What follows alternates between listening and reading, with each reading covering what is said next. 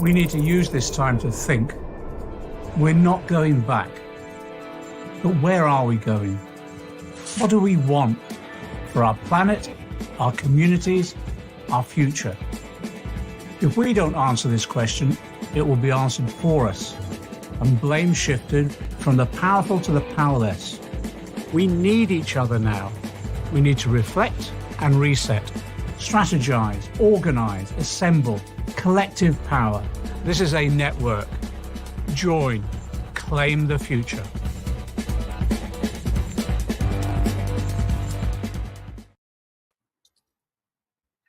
Prynawn da, good afternoon everyone. Mae'n fraint cael bod yn gadeirydd y genhedloedd ar rhanbarthau, radicalising the wladwriaeth Brydeinig derfynol. Mae'r cyfarfod yma'n cael ei gynnal gan Claim the Future a Red Pepper Collective. Croeso chi gyd y prynawn yma. It is an absolute privilege to be chairing the final Nations and Regions, Radicalising the British State, hosted by Claim the Future and Red Paper Collective. And welcome to you all this afternoon. My name is Beth Winter, and I was elected as the Member of Parliament for Cynon Valley back in December 2019. And what a baptism of fire it has been. Born and bred in South Wales Valley, so those of you who don't know me, where my heart lies and where I've lived and worked most of my life. When I entered in Parliament, it was a severe culture shock, and not putting it mildly. I refer to it up there as a bubble with all its archaic traditions and pomp and ceremony, so detached from the real world outside and in desperate need of reform. Throughout my life, I've had a passionate belief in and commitment to grassroots activism, to a bottom-up approach, empowering people and communities, redistribution of power and wealth to the nations and regions, all of which is reflected in my career campaigning, community work with homeless people, research on social exclusion. So I welcome and I'm really excited by the opportunity to be involved in this project, and in particular this session where we're going to focus to move from theory to practice. How can we realise and achieve the constitutional reform that's needed? And it's so timely. UK government is absolutely determined to ride roughshod over the devolution settlement and re-centralise power in Westminster. Brexit legislation, the internal market, give UK government the power to overrule the devolved nations, and UK government have already started using the legislation, such as with the Levelling Up Fund and Shared Prosperity Fund, bypassing our democratically elected Welsh government here in Wales. There's a growing movement for independence in Wales, following Scotland, with membership of pro-independence groups such as Yes Cymru ballooned from 2,000 to 17,000 in the past 12 months. And this has been fuelled in part by the government's disregard for the devolved nations, as well as the brutal effect of austerity. To date, debate has tended to be dominated by two opposing and ill-defined standpoints: independence versus the status quo. But there is growing frustration felt by many, and some sort of fight back is long overdue. And I know this has been discussed already at length in the two previous sessions by some very, very eloquent and highly esteemed speakers. The third option, which we in Wales are calling radical federalism, but I know others call it progressive federalism, is gaining traction, which I fully support. And it's got a commitment for the equal partnership of nations across the UK, delivering power, wealth, and opportunity back into the hands of people and communities. We really are at a critical juncture in terms of democracy and devolution. Constitutional reform and devolution aren't remote side issues, and we need this debate on constitutional reform and action, fundamentally, to take it forward. So I am pleased to have the opportunity to introduce our four esteemed speakers from the three nations of Britain. And it is so important that we begin to work together to consider the way forward to claiming the future. So our four speakers this afternoon, and this is in the order that they're going to speak, is firstly Pauline Bryan of the Red Paper Collective, who I will introduce in a bit more detail in a moment, followed by Mick Anthony, who's a member of the Senedd in Wales. Then we've got the Member of Parliament, Mary Foy, and then finally John McDonnell, Member of Parliament. They each speak for around 10-15 minutes, and then we will hopefully have time for questions and answers at the end. So, Without further ado, I would really like to welcome our first speaker, and that is Pauline Byrne. Pauline is a Scottish writer and socialist campaigner. She was nominated for a life peerage by the leader of the party, Jeremy Corbyn, back in, I think, 2018. And she was created Baroness Brian of Patrick in the city of Glasgow. And she really was and continues to be one of the lead constitutional reformers in the Labour Party and nationally, I think, and it really is an expert in the field. I think she called the House of Lords the House of Horrors, and has said the reason that she was invited there was to try and look at how we can democratise at a UK level so that all regions and nations and voices can be heard. She's part of the Red Paper Collective, a group of Labour activists who aim to provide an alternative Labour movement perspective from the nationalist versus union debate, particularly in relation to Scotland, where she lives. And her comments on the leadership of Jeremy Corbyn show a commitment to an alternative, progressive, socialist way forward for the country. And I just feel so privileged to have met and be able to work with Pauline. So without further ado, I will pass you over to Pauline. So Pauline, diolch. Thank you, Beth. I can't return the compliments in Gaelic. I can barely do it in English. But thanks for the opportunity to talk a bit more about the Red Paper Collective. It took up the issue of progressive or radical federalism. I'm very at ease with either. It took it up in 2012, not because any of us in the group had an overriding interest in constitutional issues. We were first and foremost interested in socialism and class politics.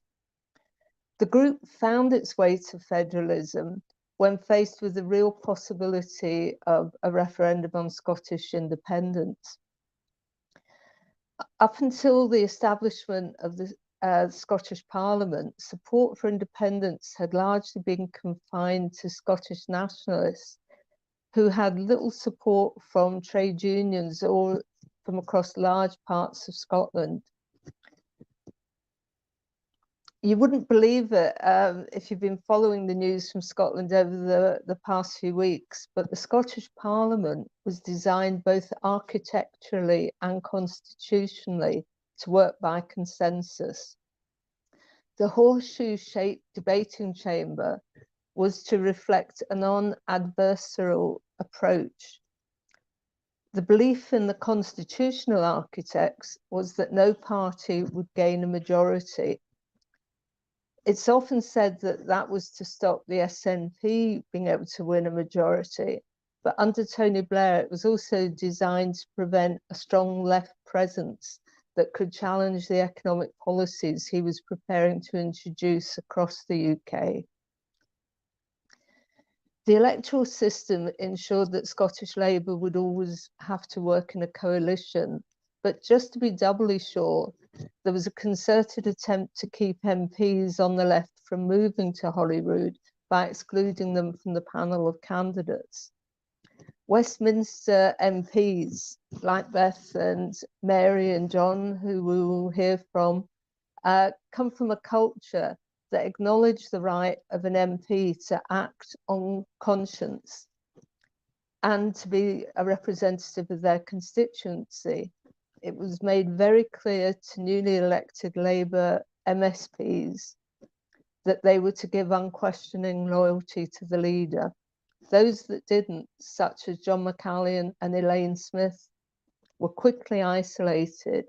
And you might have noticed since then, the SNP has adopted a similar approach. But Blair needn't have worried. The two Labour-led coalitions, 1999 to 2011, were timid and they had little appetite to stand up for the Scottish economy. You might be aware that Scottish Labour's had 10 leaders in 22 years. That's quite a rate of turnover. These include Joanne Lamont, who led the party into Better Together, along with the Tories, and Jim Murphy, who used his brief tenure to try and drive left members out of the party, but instead they drove him out of the leadership. In fact, no Scottish government of whatever party has adopted policies to tackle the decades of damage to Scotland's economy. And whatever powers were granted to the Parliament, they were never used to challenge the dominant neoliberal constraints imposed by both Westminster and the EU. So back in 2012, when the Red Paper Collective asked what form of government will best serve the needs of working people, we identified three central concerns: the redistribution of wealth throughout the UK, the democratisation of our economy, and ensuring solidarity while allowing subsidiarity. Central to the discussions we had was who owns the Scottish economy. John Foster has tracked the ownership of Scotland's industrial, financial and service sectors over decades and shows that very little is now owned in Scotland. Even the iconic whisky industry has largely been taken over by multinational companies. Decisions about Scotland's economy are made in the boardrooms in London, New York, and across the globe, rather than in Holyrood or Westminster. We argued that we should not cut ourselves off from the wealth created by Scottish workers that finds its way to the City of London. Many of us fought long and hard for our political democracy, but the fight has hardly begun on our economic democracy. We were closer to understanding the importance of that back in the 70s, before neoliberalism of right-wing economists gained dominance across the political spectrum. Different countries compete with each other to invite multinational companies to exploit their national economies and workforces. Meanwhile, those companies repatriate their profits to wherever has the most beneficial tax regime. This vulture capitalism has to be met by workers' resistance. Some unions, I think, are fighting back, particularly around the outrageous attempts to fire and rehire, and are now reminding workers of the importance of strong trade unions. The need for solidarity is as important today as it was during the miners' strike and UCS, and has to cross the boundaries, national boundaries and local boundaries. But alongside solidarity, we believe in subsidiarity. That is, that powers should be held at the most appropriate level to be effective and, importantly, accountable. That starts locally, not nationally. The result of the discussions led Red Paper Collective to accept that federalism, progressive federalism, was a better means of achieving these demands than either independence or the status quo. Now, there are two arguments often used against federalism. Firstly, no one can explain it. And secondly, there's no appetite for it. To answer the first, I'm very pleased to direct you to the paper written by Sean Griffin that was originally commissioned by Jeremy Corbyn, Remaking the British State, and I will put up a link to that later. He describes how radical constitution could challenge the centralised nature of the British state and lay the basis for building a more democratic economy. The second objection, that there's no appetite for it, has become a lot less valid. During the COVID crisis, there have been many examples of how devolution within England could have made a difference. Billions were poured into track and trace when an effective local government-based public health system could have done the job more effectively. The failure in the early days of the pandemic of centralised purchasing of PPE was often rescued by local solutions. The plans for recovery force local authorities to compete with each other for small pots of money rather than being allowed to work cooperatively. Instead of giving powers to regions to regenerate their economies, Johnson has plans for projects all over the UK, sidestepping any local involvement. As Beth pointed out, he intends to ignore the devolved administrations as much as the elected mayors and local authorities. And as we have seen in Liverpool this week, he is making what is already one of the world's most centralised states even more centralised. Now is exactly the right time to put forward a progressive federal model for sharing power. The unelected, elite-ridden House of Lords has never seemed so useless. The very fact that an elected chamber should not be allowed to overturn, an unelected chamber should not be allowed to overturn an elected House of Commons makes it useless as a means of holding the government to account. Presently, we have an unaccountable executive able to act without challenge. We have a Labour leadership that is reluctant to do the job of an opposition, either through timidity or because it actually agrees with the Tory leadership.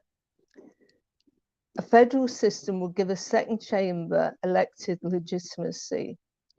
We haven't time today to go into the detail, but the important principle is that the nations and regions should be able to work together to challenge the central power of the UK government.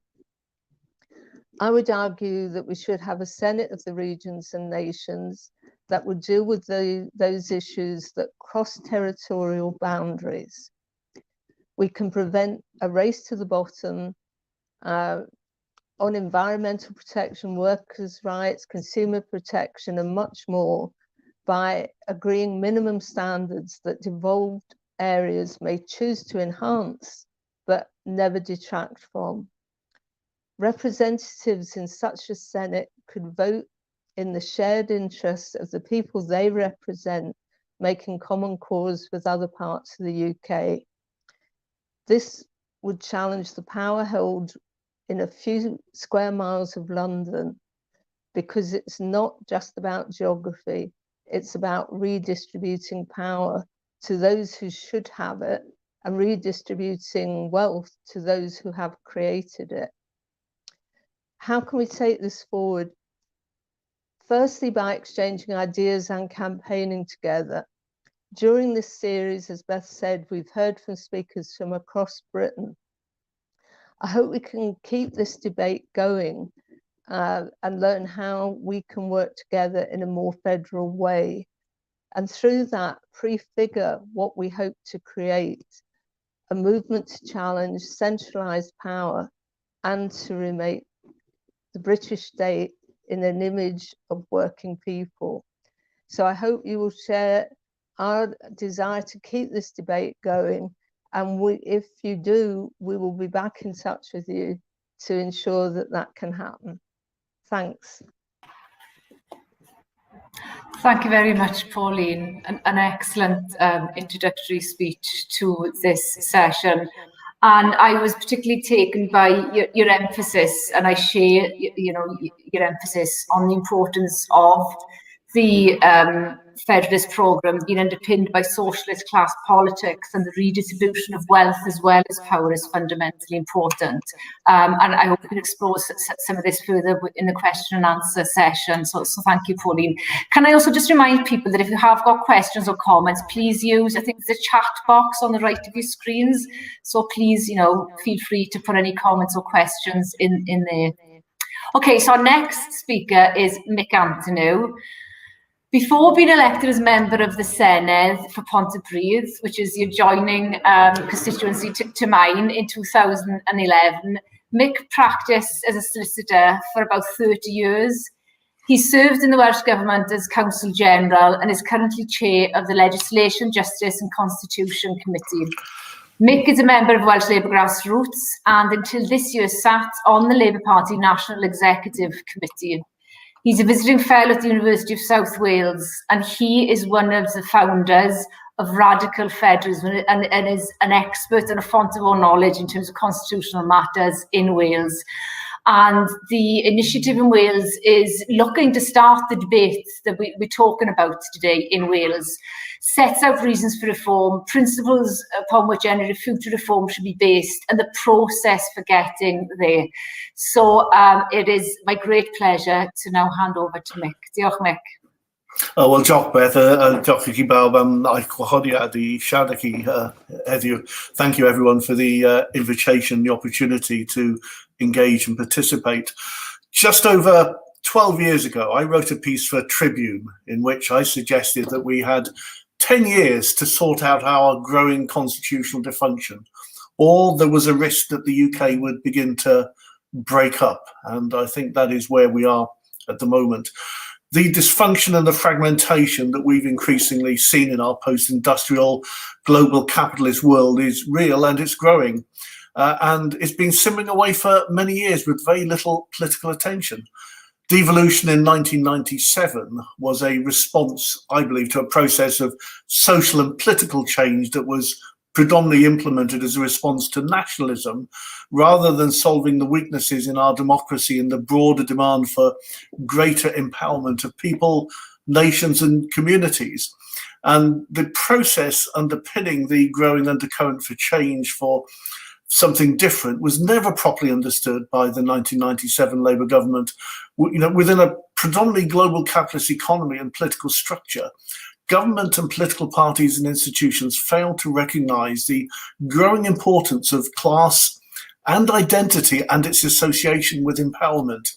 And this failure has meant that the one institution that desperately needed reform has so far been incapable of reform, and by that I mean Westminster. To such an extent that when the 2014 independence referendum in Scotland took place, the one question we were incapable of adequately answering was, what is the UK? What is the purpose of the UK? And what are the principles that underpin it? Now, that is a debate all on its own, so I sort of park it there for the time being. But as socialists, these are questions that we must ask and we must answer. I do, however, though, want to quote the Welsh socialist Raymond Williams, who during his lifetime tended to be regarded by the left as just a nationalist, whereas any reading of his work, you can only come to the conclusion that he is part of a very Welsh tradition of radical left thinkers, and whose opinions, I think, and in this particular quote, I think is very prescient for the current debate, bearing in mind this was written several decades ago. In Scotland and Wales, we are beginning to find ways of expressing two kinds of impulse that are in fact very widely experienced throughout British society. First, we are trying to declare an identity, to discover in fact what we really have in common. And second, but related to this, we are trying to discover political processes by which people really can govern themselves. That is, to determine the use of their own energies and resources, as distinct from being governed by an increasingly centralised, increasingly remote, and also increasingly penetrating system. The system that those who run it for their own interests have decided to call unity. I think very prescient. There are those also who say that constitutional reform is a distraction, unnecessary, unimportant, and I don't accept that, because our constitutional arrangements underpin our democracy and our system of governance, and it directly impacts on the ability of people and communities to have a real say in the decisions that affect their lives, whether they be economic, social or environmental. And it also determines the distribution of wealth and power, which I believe also goes to the core of the arguments for real radical reform.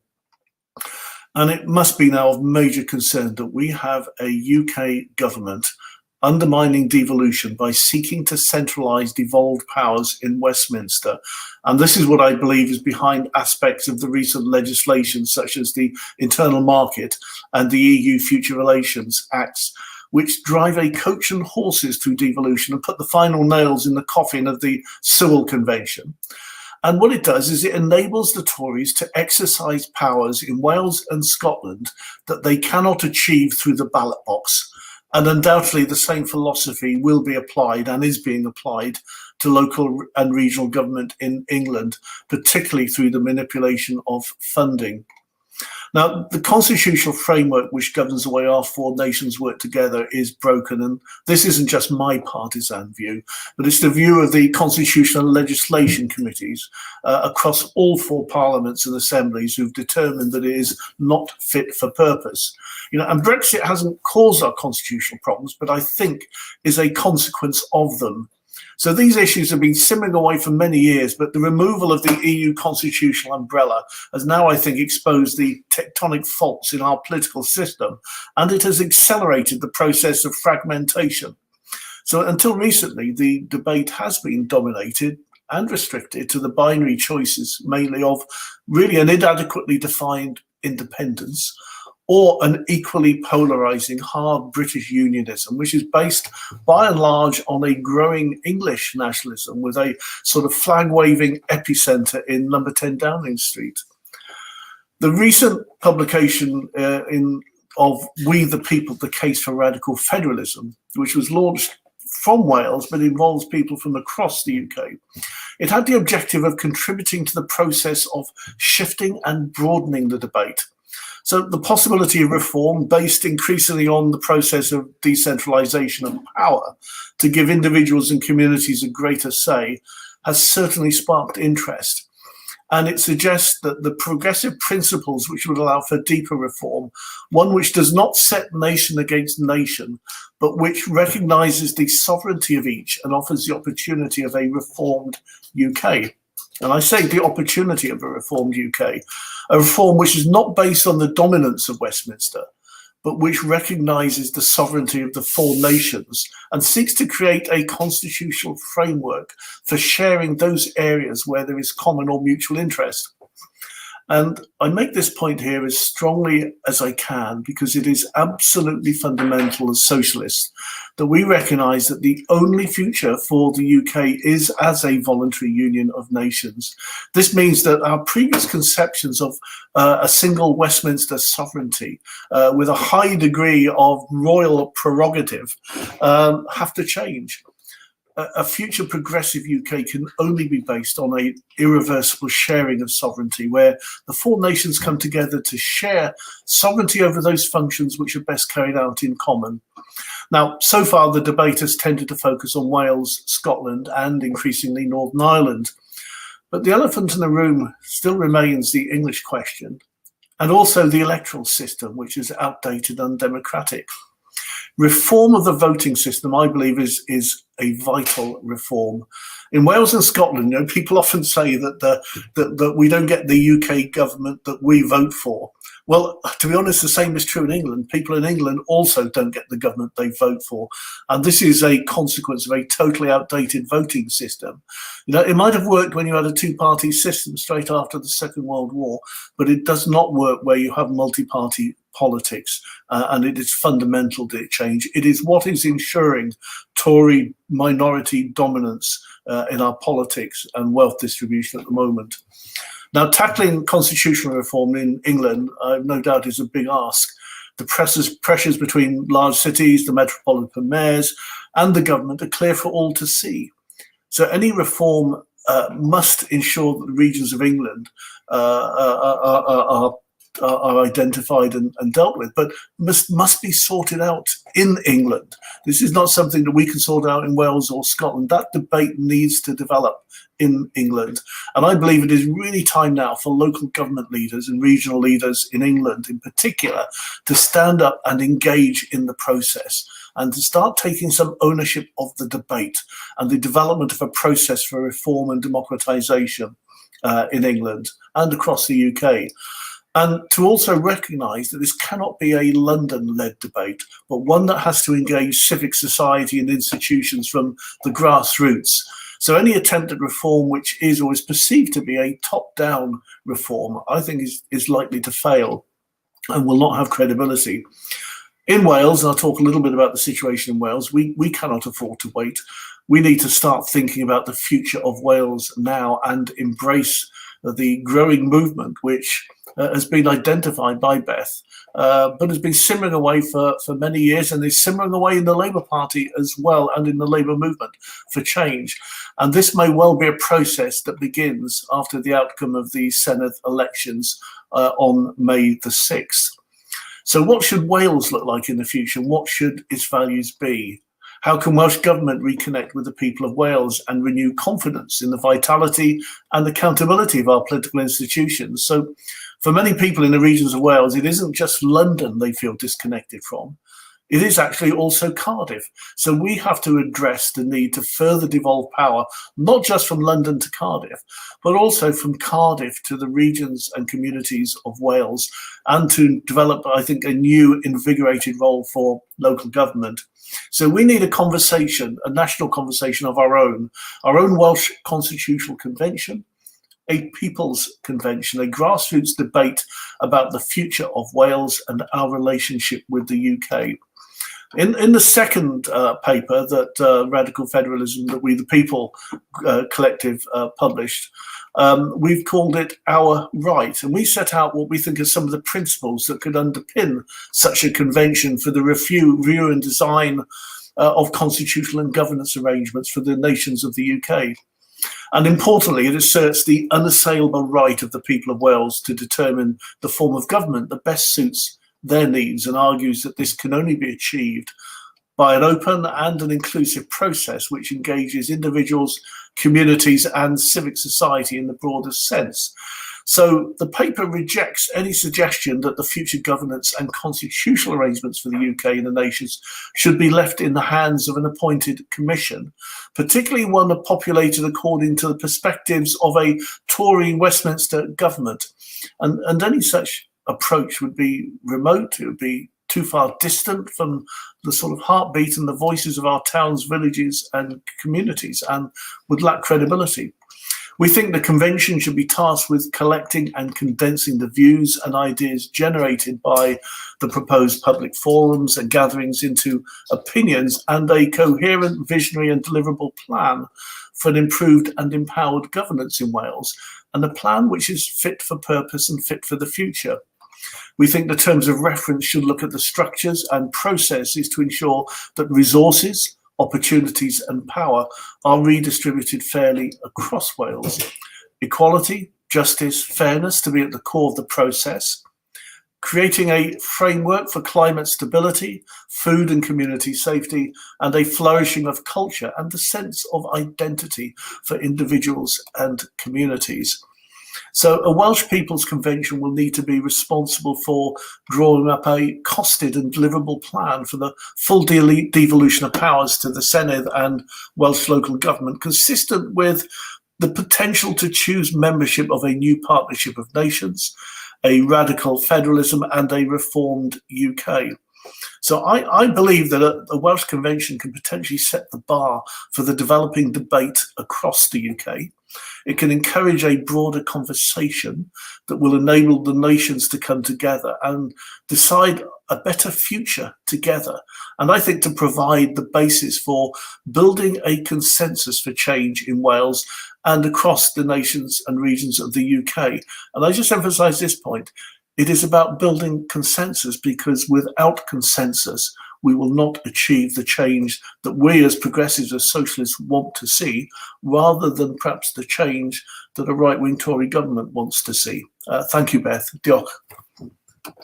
Diolch yn fawr, Mick. As always, very thought-provoking, ambitious, but also practical in terms of the content of the presentation. If people haven't read the We the People collective papers yet, I would strongly encourage you to do so. I don't know if there's a possibility of putting them in the chat, Mick, at all, but we can always try and circulate them at a later date.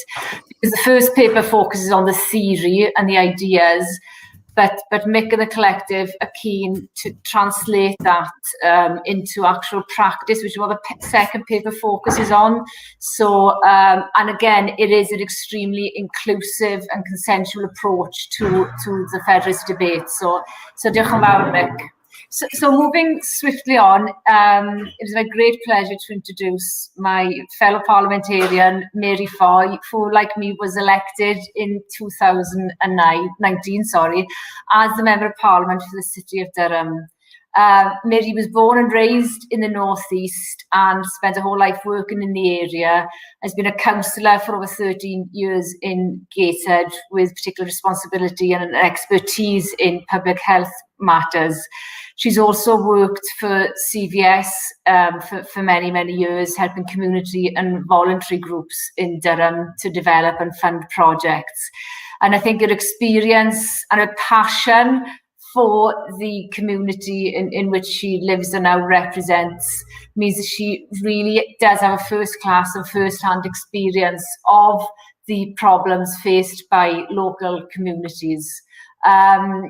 Mary's an extremely active trade unionist and socialist, a fellow member of the Socialist Campaign Group, and, like me, also lost her position as a PPS to the Employment Rights Shadow Minister when she voted against the COVID Human Intelligence Sources Bill, And I think she also sits on the Labour Party's National Policy Forum as a regional representative. So I've said enough now. Mary, over to you. Diolch yn fawr, Mary.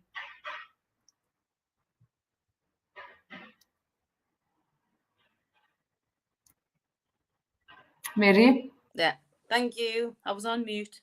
Oh, that old saying. Thanks, Beth, and thanks for the invitation to speak to you all today. It's been very interesting listening to the different perspectives on devolution and federalism. But I'm going to focus my remarks on the North-East. And like a lot of people up here, I have a real sense of pride in the region that I was brought up in. And alongside my Irish heritage, we seen our regional identity as being, well, for me, I would often describe myself as Tyneside Irish rather than English in many cases. But regional identity is complex, but it's certainly a real thing in the North-East. And though we've got a lot of city rivalry symbolised by the region's football teams and various north-south divides across the region, from the north and south of Tyne to the Tees and Tweed, but there's also a shared identity and a pride in the North-East as a whole, in all our variety. And I guess we are renowned for our friendliness and our resilience. And some of that identity is being constructed in the wake of hardship and that sense of injustice, and a feeling that the North-East, despite its centrality to the UK's economy, has always been left at the bottom of the scrap heap when things have got tough. And we saw that incredible social solidarity of the Jarrow March and the Right to Work March, where I was born and grew up, as it happens, and that pride is still very much there. And we've also got to say that same sense of pride in our working class organisations and history, and that's something that you can see on display at the annual Miners' Gala. Unfortunately, we haven't had that last year or this year, but that is an amazing display of solidarity and pride every year at the Durham Miners' Gala. However, there's no point in denying the fact that the North-East's identity has also been developed in opposition to London, and the perception that finances, political power and opportunities have been centralised around a small part of the country, to the detriment of those of us in the rest of England and the UK. And this is felt particularly keenly in the North-East, and exacerbated by decades of underfunding of our transport infrastructure, manufacturing, and our industry, and of the long-term decline in economic investment in those good, secure jobs that'll keep our young people, our talented young people, in the region. And of course, then there's also that gradual erosion of the political the political power of our local authorities and institutions. And this feeling of alienation from the centre of power it's been festering in the Northeast for decades, and has real political consequences, which partly manifest themselves in people feeling disenfranchised, but also a general hostility towards a political class that they see as distant and having abandoned the region for years. Many people in the Northeast see Westminster as distant and very far removed from our concerns, as do those in Scotland and Wales and in Northern Ireland. And these feelings have deep roots in our region, and I think they're going to take an enormous effort to shift. So it's really strange that when the Northeast was given the chance to vote for devolution based on regional assemblies, it rejected that chance overwhelmingly. In 2004, in the referendum organised by postal ballot, and on a low turnout of 47.4%, the region voted by 78% to 22% to reject the proposed devolution arrangements. And, you know, that's pretty decisive. And that was from a starting position where the polling had showed a 60-40 split in favour of devolution. So something crucial happened during that campaign. And I haven't got time to go into the ins and outs of the campaign, but the main issues were threefold. Firstly, that it was viewed that the power would be centralised around Newcastle. Secondly, that the devolution being offered was really just a white elephant, and it would provide very little in real decision making and power. And thirdly, that it would create another layer of costly bureaucracy, only this time it would be regional rather than national. And these are powerful anti-establishment arguments that we've seen employed again and again over the last 17 years. And what we do know about the Northeast Says No campaign was that it featured a certain Mr. Dominic Cummins, who was Director of Operations and developing those key messages that that eventually they won by. And I guess I believe that's where Dominic Cummins cut his teeth, if you like. But the resounding defeat in the referendum campaign set back arguments for devolution in the Northeast for over a decade.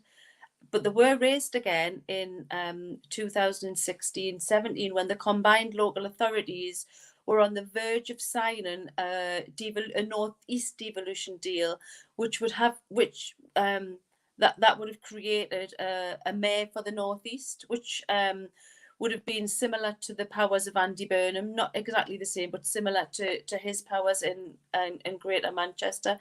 But as it happened, the South of Tyne local authorities, Gateshead, which I was a cabinet member in Gateshead at the time, Gateshead, Sunderland, South Tyneside and County Durham withdrew their support on the basis that the terms of the deal just didn't offer enough for the region, and they didn't come anywhere close to replacing the funding that we'd already lost to austerity. And we were very much opposed to the mayoral model. And the Tees Valley in the south of the region had already formed a combined authority a few years earlier. And, you know, really we've seen also how potentially dangerous it can be to have the power of in the hands of one man. And there's no doubt that it will be one man. If it happens in the Northeast, it's likely to be a man, not a woman. And I get the feeling as well that the Tories might start to question mayors, given the recent power that Andy Burnham's shown. And, you know, it also could be political suicide for the Labour Party if the wrong person does become mayor. However, after what happened in 2016-17, as a consequence of that, and in line with the government's piecemeal approach to devolution, 2 separate deals were then signed. So the Tees Valley elected their own mayor in 2017, and the North of Tyne local authorities split off. So there's Northumberland, Newcastle and North Tyneside went and then formed the North of Tyne Combined Authority, and Labour's Jamie Driscoll was elected as mayor, and subsequently the North of Tyne have been granted £600 million budget over 30 years, which I believe was, I think that was the offer that was the amount that was offered to the whole region if we'd become a North East Combined Authority. But we knew we were going to get punished for not joining, but there you go. But following these deals, the North East's now actually a patchwork quilt of local governance, with the administrative lines have drawn across the region, and they don't correlate with the reality of people's day-to-day lives. Tory-led mayoral deals have splintered power, where a well-funded, stronger, devolved body could better act to effectively steer policy in areas and communities that are quite often overlooked by Westminster, and could bridge the divide between central government purse strings and that local government knowledge. But the arguments over a northeast-wide devolution deal haven't completely gone away, and there's been stuff in the press recently that the devolution deal for the northeast has been resurrected, and that the south of Tyne local authorities are having their minds changed by national political circumstances. And the determination of this government to press ahead with the mayoral model, and they're hoping for a better deal. But we'll have to see how that pans out. But I spoke to the leader of Gateshead earlier, and he said it's still very unlikely on the terms that they're being offered now that they will join the North of Tyne Authority, because they still want real devolution and a constitutional settlement for the northeast regions. However, I don't think we can get swept away with the technicalities of devolution, and the structures and the organisations to devolve power rather than the opportunities that it brings. So I think looking back at the 2004 referendum, there's a very important lesson to learn, and that we have to win hearts and minds on the ideas behind regional devolution.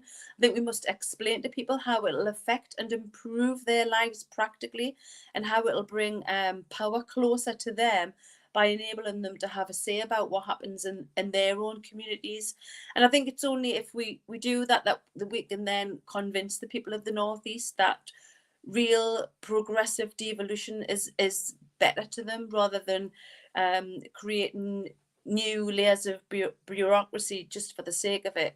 And I think that means tapping into the positive aspects of regional identity and pride, and having that debate about how we can get a fairer share of the UK's economy, transport investment, research and development, the new green technologies, and much more. And we're at a crucial stage. Westminster-centric power has failed regions like the Northeast, but we cannot win the argument for a more federal, decentralised UK without engaging with people's real hopes and real aspirations for the future. Thank you.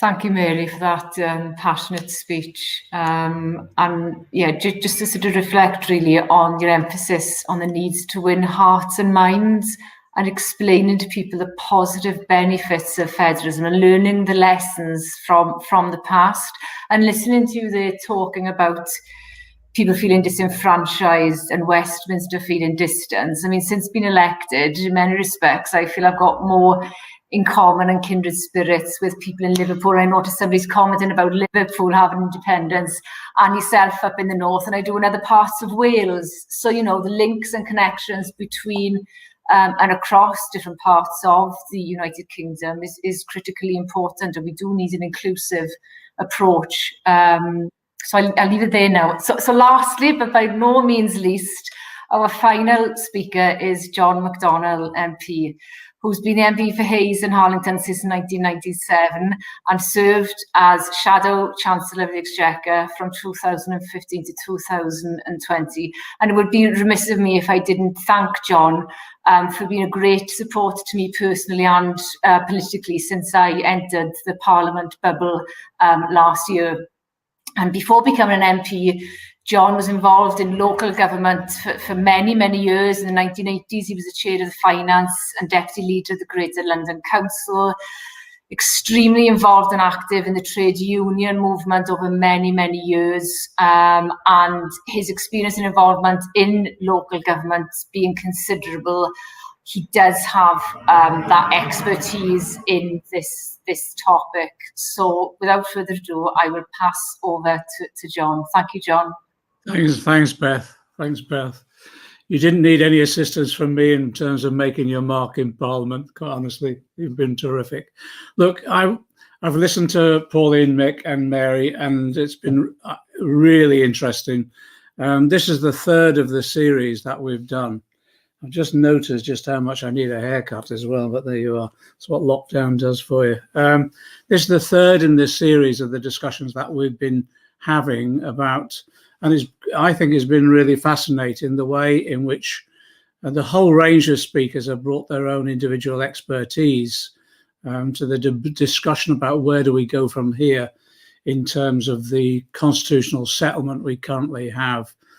And for me, constitutions usually, they're usually dry and pretty arid subjects for discussion, usually by academics who the academics who contemplate constitutions, usually when they've run out of more interesting subjects, actually. So I want to just try and return to some of the first principles about what motivated us in getting involved in this exercise, really, this sort of advocacy of constitutional change. And it does relate to exactly what Pauline started off with as well.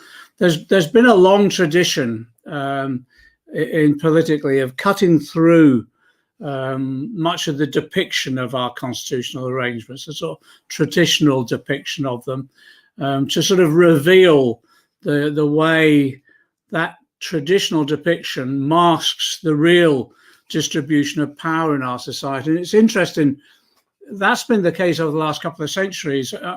I can remember from my first degree in political theory, we discussed Walter Bagehot's analysis, an excellent little book on the Constitution. I'm of that generation also that studied Lasky. It is massive volumes of books, but he did his analysis of parliamentary democracy, where he took apart each institution to demonstrate the role that they played. And it went on then. Actually, Ralph Miliband then took up Lasky's work. And they were all iconoclasts, basically. They contrasted their sort of sedate, almost ceremonial depiction of how our constitutional settlement operates with the reality, the real operation of the system, and how power is exercised and decisions are made. So I think from my perspective, I build upon Lasky and Miliband, basically, which is understanding how our system operates from first principles. And for me, what's come out of all of our discussions, and you've heard it to the three speakers today, no matter how democratic we like to think our political system is based upon the principle of one person, one vote, actually it's ownership and wealth within our society that still fundamentally determines the distribution of power. And the grotesque levels of inequality of ownership and wealth results in power remaining in relatively few, largely corporate hands that don't just influence, well, policy making in government. Actually, they largely directly determine political decision making. And I think that's especially blatantly true of the current government, which I think is the very embodiment of corporate capture, the way government dances to the diktats of corporations, particularly finance capital in this country. Now, the issue of geography comes to the fore, because the individuals and the institutions holding much of that power have located themselves historically in a very specific geographical area. And that's exactly what Mary and Pauline and Mick have said. They're located within London and the southeast. That's the reality. So it's no coincidence that that concentration of power in the hands of a particular, let's name it, class, and the concentration of that powerful class in a particular geographical area have contributed to benefiting London and the southeast significantly, as Mary's point, significantly in terms of investment and political attention, policy making, compared to virtually every other area of the United Kingdom. And I think what's happening at the moment, and this is, I think, the interesting opportunity, I suppose, that we've now got, is that sort of undoubtedly after 11 years of austerity have exacerbated this class and geographical inequality. And it's done so to the extent that it's now more starkly evident that maybe for a generation. And the result is that this combination of class and geographical inequality has provoked, I think, over the recent time in particular, a real and growing backlash. A backlash against a centralised state, centralised decision-making, largely based in institutions and as I say, a few corporate hands in London. It's also created, and it's the point that Mary made in particular, that regional sense of injustice taking place over key decisions about investment, yes, but also about policy too. And that also lends itself to that sense of injustice about status and the way in which particular identities within our society are treated. And it has driven, I think, people together now much further in challenging the existing constitutional settlement, the way in which power is distributed. And I think that's a good thing. I actually think it's inevitable. And what's happened is the challenge is to the extent that we now have demands and movements growing. Obviously, the Scottish independence demand is risen in recent times. The Welsh proposals on radical federalism, almost a form of home rule, but also we've seen it, demands for greater powers and resources to existing institutions that have some regional basis, elected mayors and local authorities. And it's interesting, even now, people may have noticed it, actually there are now some regional political parties being formed. The Northern Independence Party may well be standing a candidate in the Hartlepool by-election. And for the first time, maybe for a generation at least, regional parties are beginning to be taken seriously by some elements of the media and elsewhere.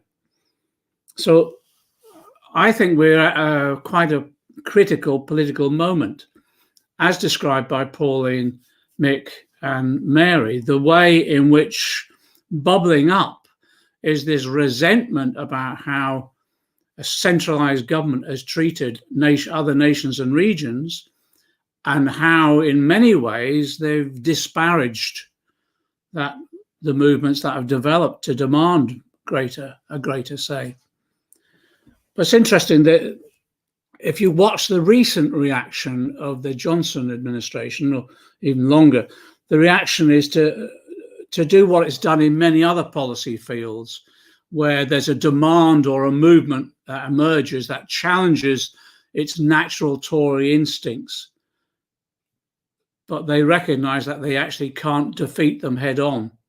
So what the Johnson government has done, fairly skillfully, is they steal the rhetoric of the movement or the campaign, and they announce with sort of grand theatre a few often, I have to say, stolen policies from that particular campaign or movement.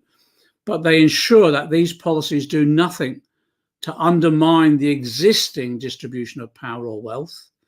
And actually, they use them to try and reinforce the existing power and wealth accumulation, centralising as much as they possibly can, as some of the other speakers have said. And there's a good example of that sort of policy technique that we need to guard against. And it started with Cameron, and it's now with the Johnson administration, the way that they recognised the surge of support for action to tackle climate change. And they launched an extremely limited range of green policies, but that served to sort of greenwash their overall economic approach, programme of rapacious profiteering. So I think now what's happening, as we're seeing it a bit, is to blunt the demands for genuine geographical redistribution of wealth and power. The Johnson regime is now undertaking what can be described as almost northern washing, distributing arms of a few central government institutions outside of London, announcing a dribble of infrastructure spending and parachuting in a number, for example, the recent one of free ports, which will offer sanctuaries for tax avoiders and exploiters of cheap labour. And yes, offering, as Mary has said, local deals, but local deals with not on the scale needed, but also with strings attached as well. So central decision making is still overriding the democratic decisions of the local community. I go back to what Pauline said at the beginning. We're socialists. That's why we undertook this venture. And as a socialist, my aim is exactly as Pauline has said. It's about what Tony Benn described as an irreversible shift, redistribution of wealth and power in favour of working people. So for me, radical federalism must be about wresting power out of the hands of the powerful and ensuring it's placed in the hands of those that need it to change their lives for the better. And inevitably, that means shifting power and resources on both a class and on a geographical basis. If the shift in power is simply geographical, replacing one elite powerful decision-making group with another elite group with slightly different accent, I think it's just largely a pointless exercise. So that means I think the basis of any of the campaigning for radical federalism has to be how any constitutional change, as set out by Nick and Pauline and Mary, how that can redistribute power and wealth. And I think it does start with a clear understanding and exposure of the impact of the unequal distribution of power on any area, any community, and any individual country. And that's what a lot of the speakers in this series have done, have demonstrated just what centralized power has done to their particular nation or their particular region. And it has been staggering. The scale of geographical inequality is absolutely staggering this country. We've got in terms of regional inequality, we're possibly the worst in Europe. And the consequences of that is it reinforces class inequality. And I always use the example, I come from Liverpool originally. I always compare Kensington in Liverpool with Kensington in London. I think the last figure I saw, the life expectancy differentiation is something like 20 years.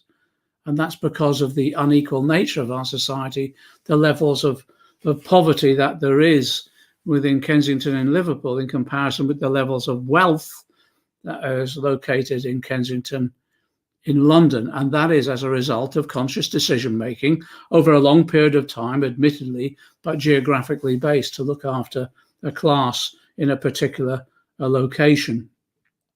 So I think it is part of our job in this debate is to, of course, we have to have the technical discussion about the nature of powers, how they'll be exercised, the nature of the democracy. And I agree, by the way, Nick, as well, about the nature of how we elect any of these bodies as well. I'm I'm in favour of PR nationally and at every level.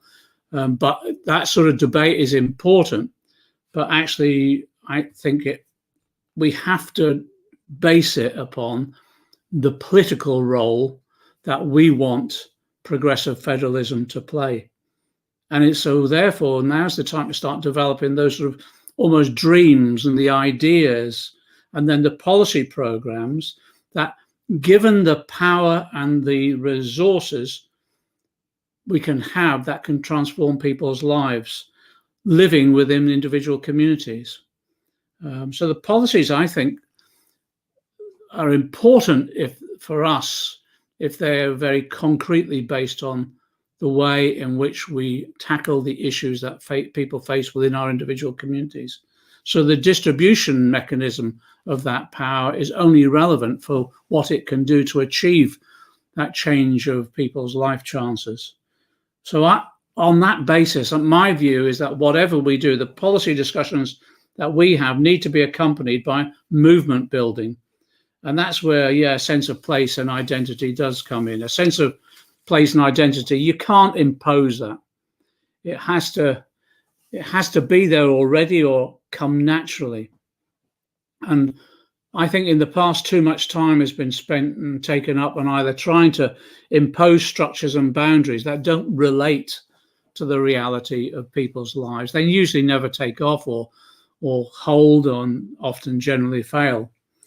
And in England, I think it's best that structures developed as a result of campaigns for very concrete demands. Demands for constitutional reform are more likely to be successful if they're the product of campaigns, for example, for jobs, against austerity, for investment in local public services.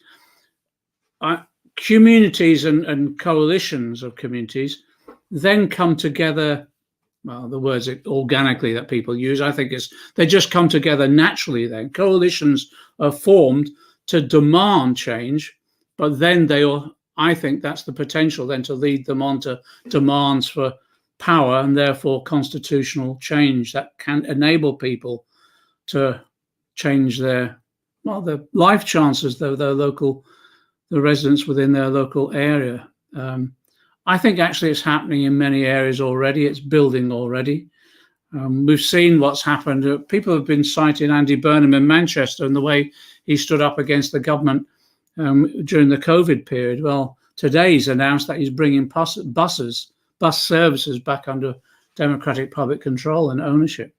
Again, a huge breakthrough at a local level. Stevie Rotherham doing the same thing. Jamie Driscoll, as Mary has said, with the limited resources and the very limited mechanism that he's been given to use, is now building upon the ideas developed in Preston for community wealth building. So you can see now emerging across England those demands for local controls, but they're all based upon the way in which concrete policies are needed to tackle levels of inequality, deprivation, and the rundown, if you like, of public services as a result of austerity.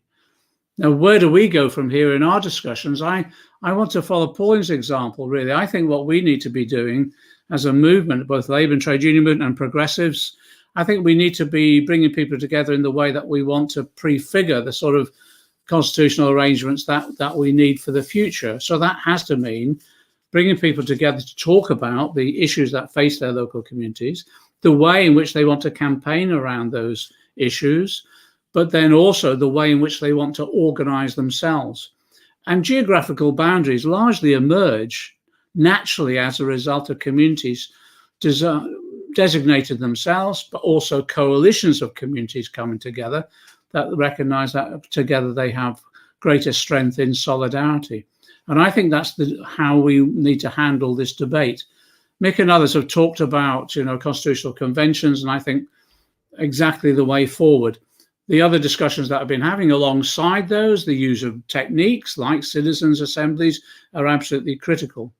But the point I really want to make is that all of those are mechanisms we need to use, but I think we need to build and rest and solidify and construct the demands for the constitutional change based upon building a movement for social change and campaigning in areas around those key issues that need to be addressed. As I said, whether it's jobs or anti-austerity or whether it's the local environment, those are the issues. And from that, I think, will emerge the relevant structures. Finally, let me just say this as well. In Pauline's report, she deals with some of those central institutions, and in particular, Parliament itself and the House of Lords. I feel guilty about Pauline because we forced her into the House of Lords. She didn't want to go there. We forced her into it on the basis that we needed someone who could talk up on constitutional issues, but also a group of people in there that would work hard to abolish the House of Lords and instead establish a second chamber, as she said, which could be made up of representatives from the regions and nations, which would give that second voice within our parliamentary system, both as a means of checking and second, if you're reading those elements of legislative change that we need, but with a voice that was truly representative of their local communities. And I think we need to ensure that we build that demand in. We've got to break up the national institutions that we have and rebuild them almost afresh based upon real democracy, rather than what we have at the moment, which is largely a charade. Thanks a lot, Beth. Thank you so much, John. As always, an amazing presentation. And who can disagree when we use terms like injustice and inequality? And what we want to do through this process is to tackle and overcome those inequities that exist. So thank you very much, John. So we do have time for a few questions, and we've had a few questions posed in the chat. And I'd like to open this up to all the speakers. I'm going to categorise it, because we haven't got much time, into topic, if that's okay. And just picking up, I suppose, where John finished, in terms of the English question, and I think Mick refers to it as the elephant in the room, is how do we tackle, and Richard Chilvers asked about possibly the use of such processes as regional assemblies in the regions of England. How do we tackle the issue of the English questions, both in terms of the regions, but I also think, picking up on John's point about the central structures in Westminster and the whole debate about the second chamber, and, you know, how do we overcome the over-centralisation of powers in Westminster. So that's one of the flavours of the questions that have come through. I don't know who wants to go first, if anybody wants to volunteer. Can I throw in my bit on this? I want to take up Mary's point, which was completely correct. I was involved in, all those years ago, I wasn't just a politician on the GLC, I was also a civil servant. So I was chief executive of the Association of London Government, and I was involved in some of the discussions with John Prescott at that stage about regional development, and I did a number of papers. It was partly self-interest because I was trying to get the GLC revived, but I also did a paper on regional government too. And Mary's exactly right.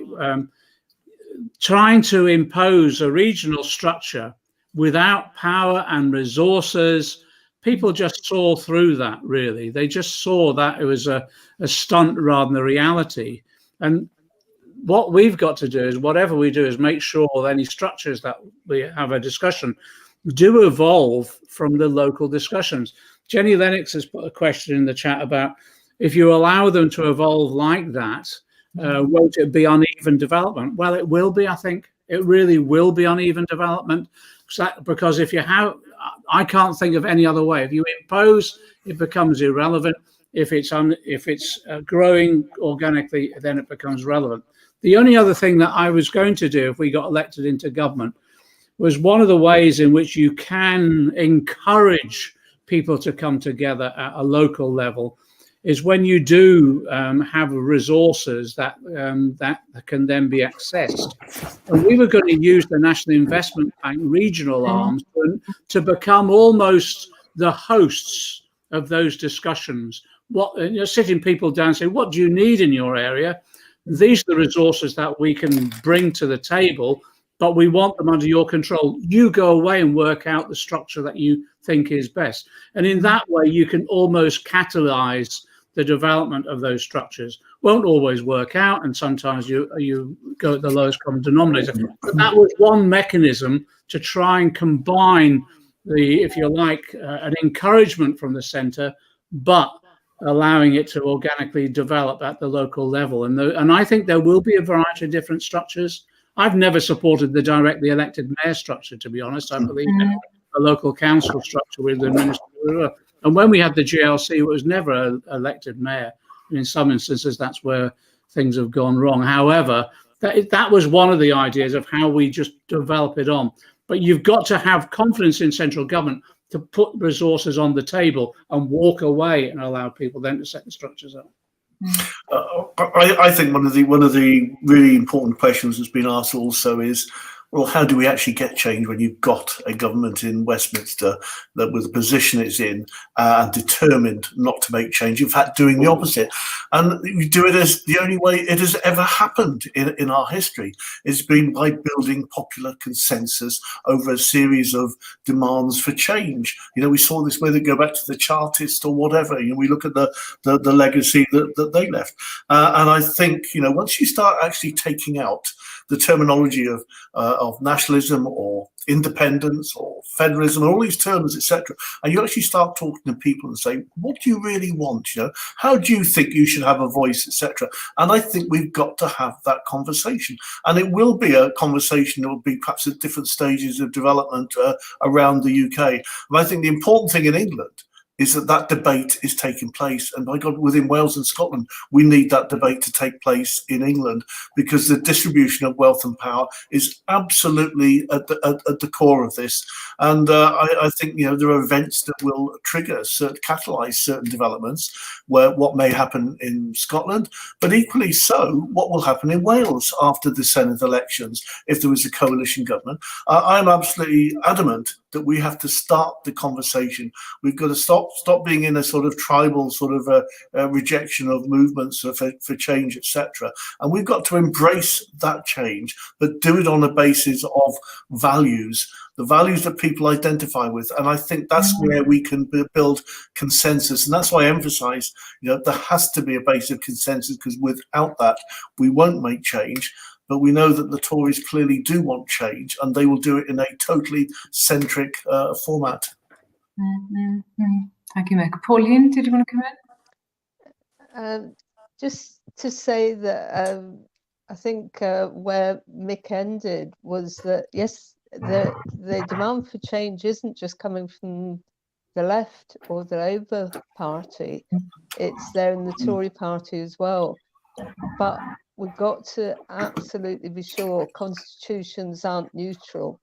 If their type of federalism would be very different from what we want to achieve. And Jane asked, I think, about, is Westminster capable of reform? Well, the UK has changed in the past 100 years. It is possible. And actually having, as we do at the moment, an unwritten constitution makes it a bit easier than in other places. That isn't to argue that we should never have a written one, but I think what we need is leadership, and that has to come from within us, within the movement. It's, as John said, it's about movement building, and we can't have a ready-made design drop down from some constitutional expert. We have to do it ourselves, and I think we've got the basis of it coming out of these meetings. Thank you. And Mary, did you want to add anything? I just wanted to add there around, worryingly, John talked about organically growing investment, and the investment bank he proposed in the last manifesto. But what very worryingly, the government have got this levelling up agenda, that they call it the level up. We've got this levelling up fund, where I had my local authority talk to me about it just yesterday, and we've got this fund which is based on what, £20 million per MP in a region, and it's centralised money based on a formula created by the government, a criteria created by a government for MPs and constituencies to bid into. And it's total pork barrel politics. You know exactly what's going to happen in 2024, just in time for the general election. There'll be multi-million pound worth of grants going to those MPs in the red wall seats. And people then will say, oh, this is money coming to our region for these big projects, when in fact it's disgraceful the way they're doing it. It's not based on anything organic at all. But it's a worry that that's what they have in mind for this next election, to win, to keep those red wall seats, and to maybe take a few of the other. And I'm in one of those red wall seats as well. So we've got to look out for that. And we know that the fair funding that they're doing at the minute, the fair funding programme, is based on their own criteria. And in Durham, we're going to lose £18 million worth of funding for public health, where the likes of Surrey are actually going to gain £14.5 million for their public health, because that's based on a government formula and the retention of business rates and those things. So they're not going to change. It is up to us in our regions and our parliament to really open people's eyes to what's going on, and grow projects organically, and fight for funding in that organic way, and build on the pride of our own regions, I guess. But it's a worry at the minute. Definitely, and I think timing is fundamentally important at the moment, and that's why this initiative and these sessions and the work that's going on in Wales, Scotland and the regions is crucial at the moment, because we have to grasp this moment, because the alternative is dire, and that's putting it mildly. Very quickly, sorry, and I know we've all commented on this in various ways, but a few people, Jenny Lennox made reference to things like citizens' assemblies. The purpose of this session is to try and focus is where we go next. So how do we move from theory to practice? And as well as the processes such as the Citizens' Assembly, and we talk about organic movements, I'm wondering about things like cross-party working and PR, and I know in Wales with the radical federalist approach, and Mick may want to come in here, we are working cross-party on this, aren't we, Mick, in terms of some of the sense of that. So come in, listen, in Wales, we've only for a very short period of time ever had a majority Labour government.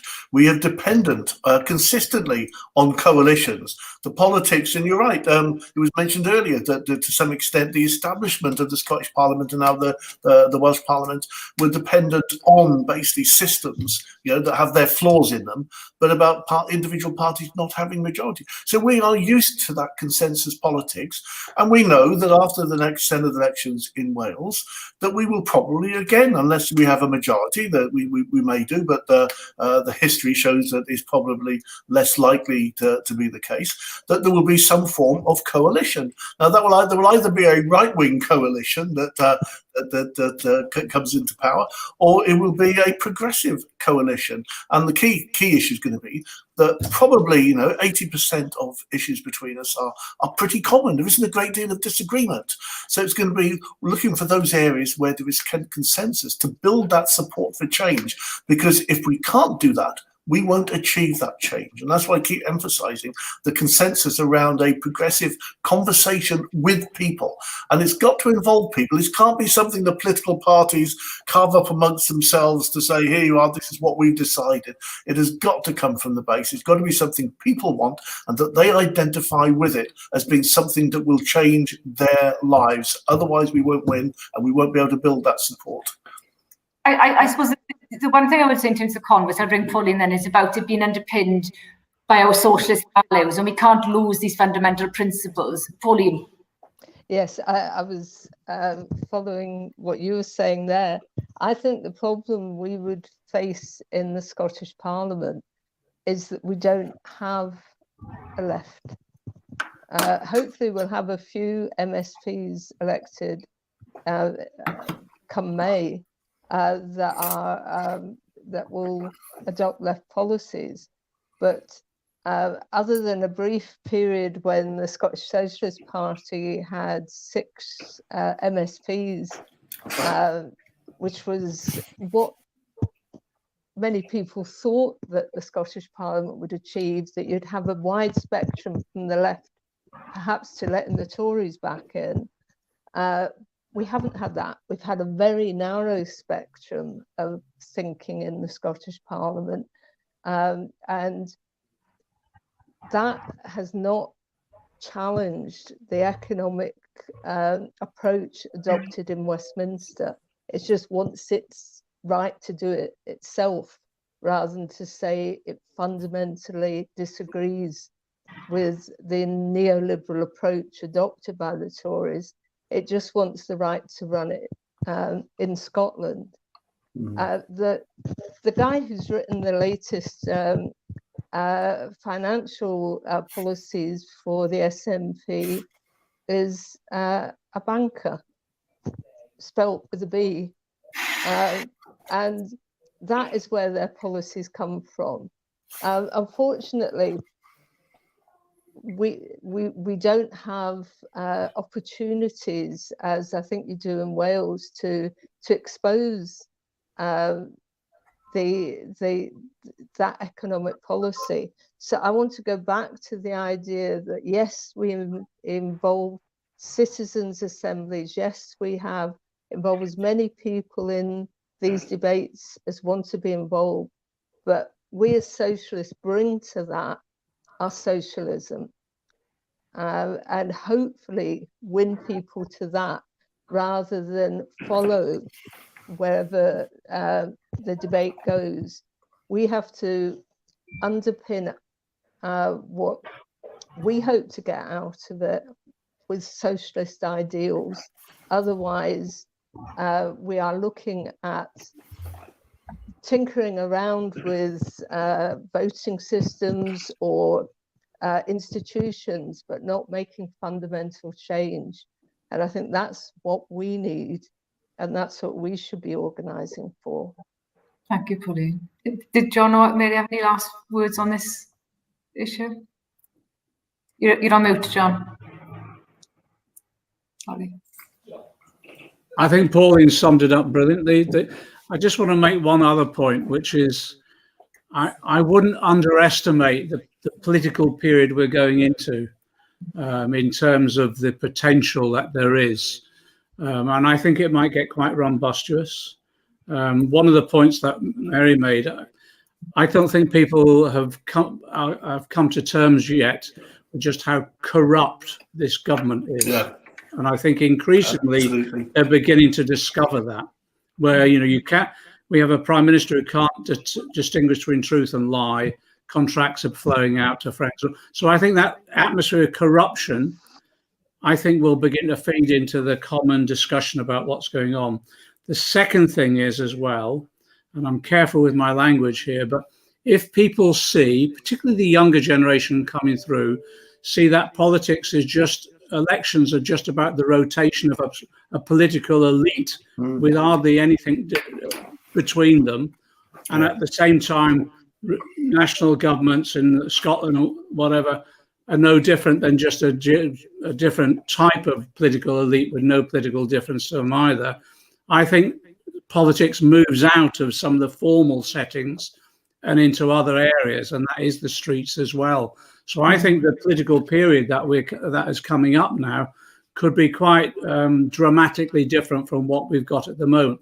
And what our role is, I think, is how you harness that anger, energy, campaigning material, if you like, into something that will channel itself into something of a real change, lasting change. And part of that is how you restructure the existing constitution to ensure the distribution of power. The whole in and against the state, go into the state to be against the state dominant relationship and take power to redistribute power. And I think there is potential coming up. I just think there's an atmosphere It is a little bit like the early 80s. There's an atmosphere of potential quite radical reaction to central government and what's happening at the moment that we've got to harness constructively, otherwise it could be quite destructive.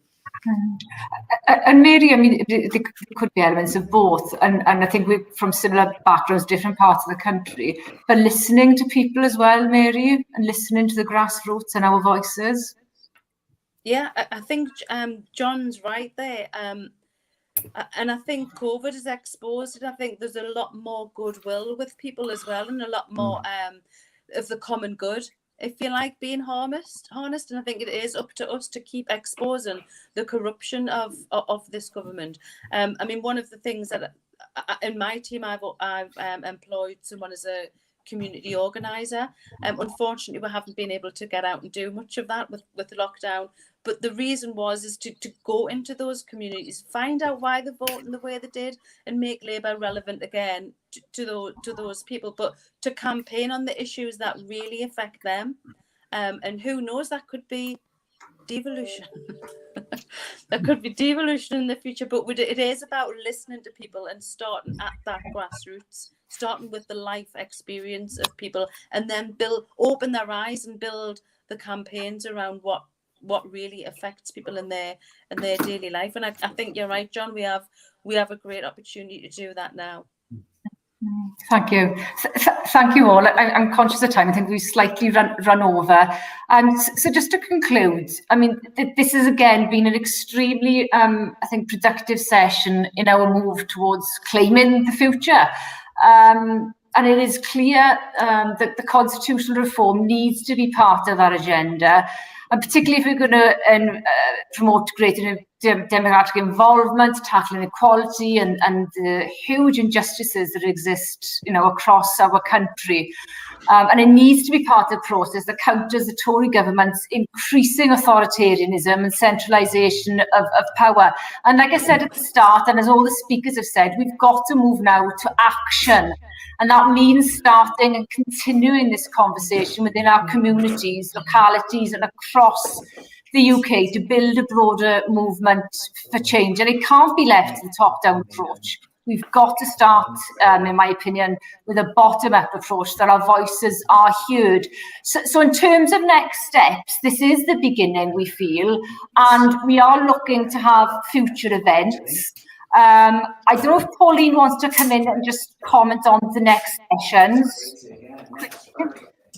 Thank you. I mean, we would hope after the elections now in May to try to host through Claim the Future a roundtable discussion, perhaps with people who participated in the sessions earlier and others who might have a really valuable contribution to make, that people can participate in, and from that try to build through to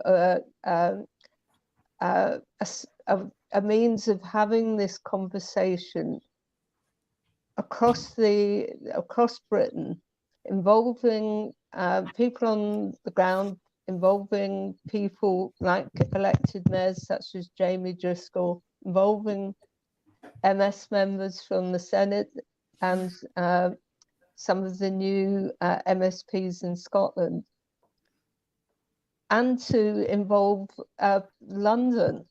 The fact that there is an assembly in London that often gets overlooked because of its elected mayor, and that we can, through that, begin to, as I say, try to prefigure how it's possible to work across the geography of Britain and come up with concrete proposals that we can take out and campaign on. And I do accept that's using citizens' assemblies, using the Constitutional Convention of the Labour Party, if that gets going, putting our submissions into that, and just widening this debate as much as we can. And I hope that all the people who participated over the 3 sessions and sent in the quite challenging questions will join in with that. Thank you, Pauline. So thank you all the speakers, and thank you for everybody who's joined the call, and we look forward to continuing this journey with you all. Diolch yn fawr, yn hwyl fawr. Thank you.